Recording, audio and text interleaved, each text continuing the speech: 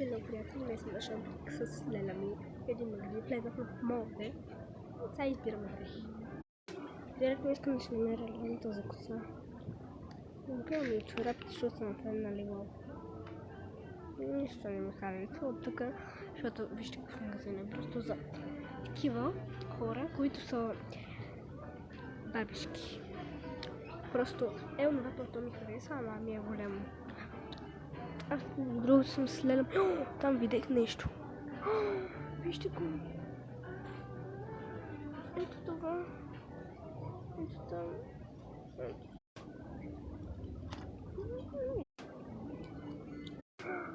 Е така, имам жълче черна.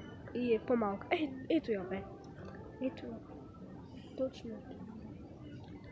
Това е хубаво между другото. Големите хора се чуят на какъв език говоря и защо съм при датските дрехи вместо